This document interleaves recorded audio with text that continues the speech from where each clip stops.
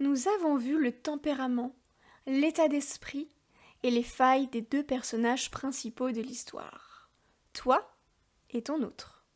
Mais comme bon lecteur que tu as envie d'en savoir plus sur la suite de cette romance, qui n'a d'ailleurs à ce stade pas encore commencé. J'espère que tu te souviens bien des 2 chapitres précédents, parce que tu dois bien garder en mémoire tout ce qui a pu être dit auparavant. Allez, sans plus attendre, penchons-nous de plus près sur la rencontre.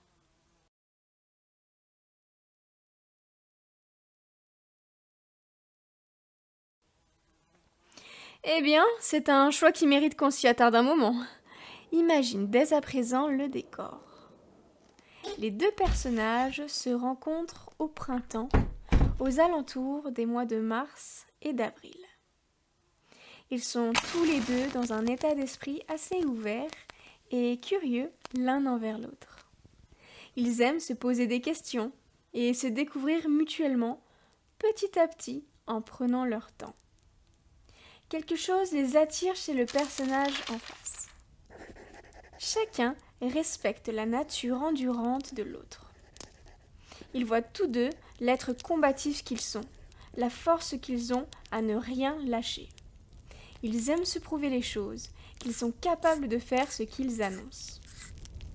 Finalement, après la pluie, c'est le beau temps. Chacun a son passé, mais cette rencontre leur donne de l'espoir pour la suite. Et comme on dit, l'espoir fait vivre. Et c'est justement ce que s'apprêtent à faire ensemble les 2 personnages principaux de cette histoire d'amour. On se retrouve dès demain pour l'avant-dernier chapitre, celui qui concerne les hauts et les bas de cette relation passionnante.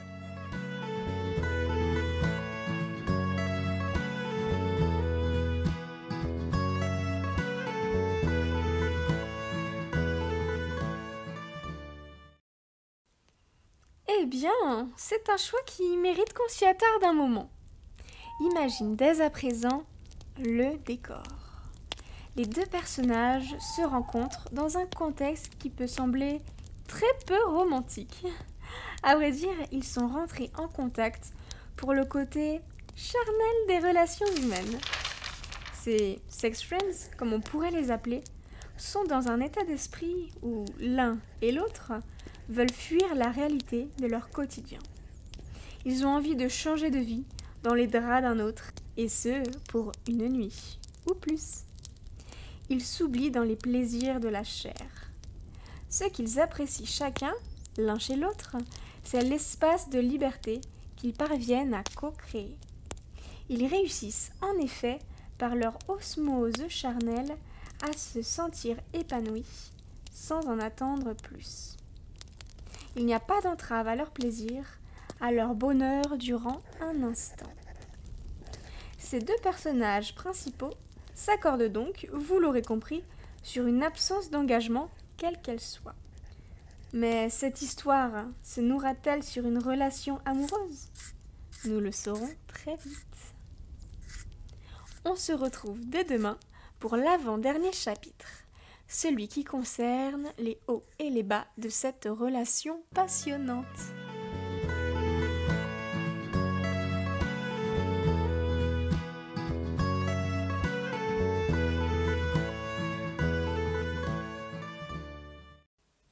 Eh bien, c'est un choix qui mérite qu'on s'y attarde un moment. Imagine dès à présent le décor. Les 2 personnages principaux de cette histoire d'amour se rencontrent durant les périodes d'automne et d'hiver, et plus particulièrement au mois de novembre et de décembre.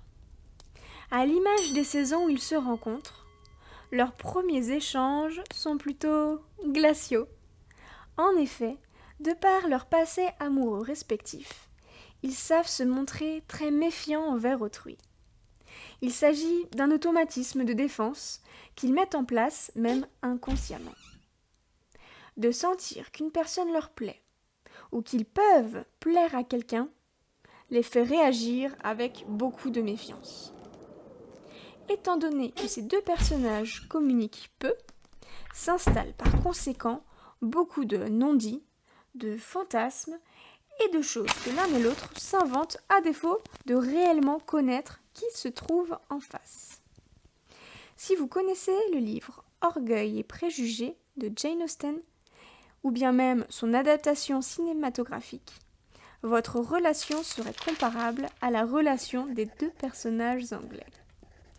Je me demande bien à ce stade ce qu'une relation amoureuse pourrait bien donner. On se retrouve dès demain pour l'avant-dernier chapitre, celui qui concerne les hauts et les bas de cette relation passionnante.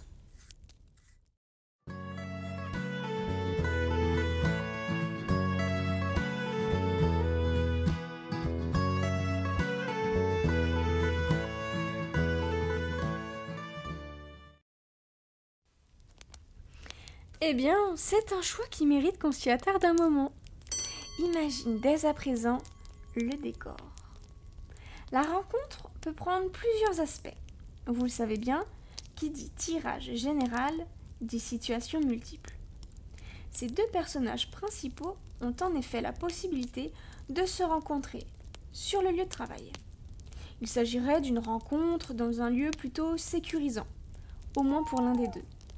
Cette sphère rassurante peut par exemple inclure un mentor, c'est-à-dire une personne qui va aider l'autre dans les missions qui lui sont confiées. Le lieu peut aussi, tout bonnement, être un lieu du quotidien. Et cette personne qui apparaît comme sécurisante serait, par exemple, le meilleur ami. Quoi qu'il en soit, l'ambiance dans laquelle les choses se feront sera très ouverte à l'échange, principalement en passant par l'écrit. Il peut s'agir de notes manuscrites, de SMS, de messageries sur sites de rencontres, entre autres. À notre époque, les moyens pour échanger sont nombreux. Penchons-nous à présent sur ce qui les attire l'un l'autre. Il est écrit dans les chroniques que ces deux protagonistes aiment la remise en question dont fait preuve la personne en face. Ils apprécient également le fait que l'autre ait un fort esprit de contradiction. Ils accordent en effet beaucoup d'importance à la cohérence d'une bonne argumentation. Le climat est plutôt propice à un échange sur du long terme avant de concrétiser quoi que ce soit. En effet, pour l'un et l'autre, il est important de construire de bons fondements relationnels, telle une tour en Lego que l'on espère voir la plus haute possible en posant de bonnes bases dès le commencement du jeu. On se retrouve dès demain pour l'avant-dernier chapitre, celui qui concerne les hauts et les bas de cette relation passionnante.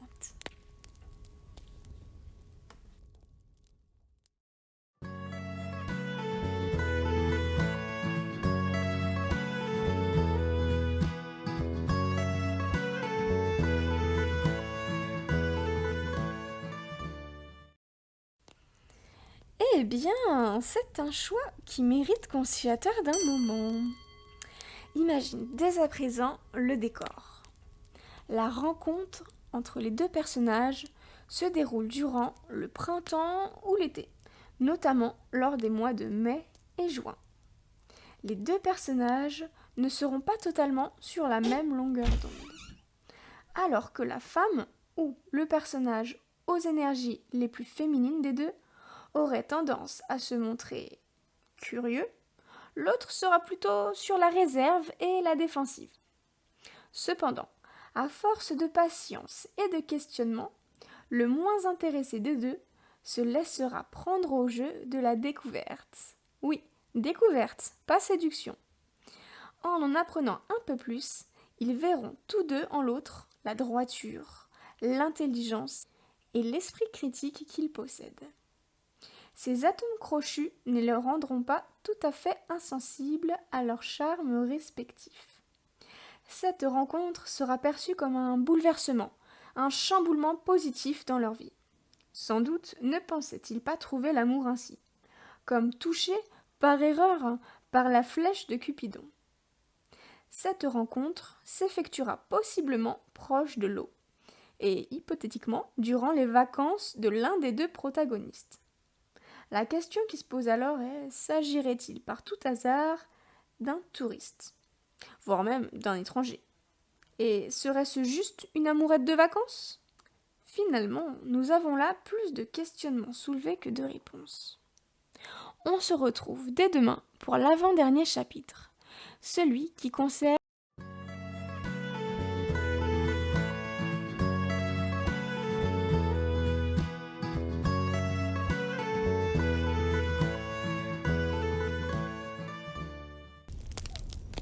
Eh bien, c'est un choix qui mérite qu'on s'y attarde un moment. Imagine dès à présent le décor. La rencontre entre ces deux personnages est sans doute la moins commune des chroniques que j'ai pu lire jusqu'à présent. Ils se rencontreront dans un endroit proche de la nature, avec beaucoup de verdure, disons. Ce qui est assez étonnant, c'est que ces deux-là se sentiront non pas en pleine romance, mais plutôt en pleine rivalité. Ils ne se verront pas comme des ennemis, non, pas ça, mais ils se jalouseront secrètement au point qu'il pourrait même y avoir des affronts entre l'un et l'autre. Mais notons cependant qu'ils ne sont pas indifférents, ce qui nous montre bien qu'une histoire d'amour peut naître de toute forme de rivalité, car au fond, l'un désire ce que l'autre n'a pas, et inversement. En revanche, ils sauront apprécier, sans se le cacher, leur façon d'ignorer les règles. Mes gardiens ont par ailleurs susurré les expressions One Life et je m'en foutiste. Nous comprenons bien là à quel genre d'énergumène l'un et l'autre ont affaire. Une rencontre pleine de surprises, comme quoi l'amour peut vraiment naître de toute situation tant que la flamme anime un sentiment. N'oubliez pas, cher lecteur, entre la haine et l'amour, il n'y a qu'un pas. Ici, il y a donc moins d'un pas, puisque la haine, il n'y a pas. Je vous laisse sur ces mots.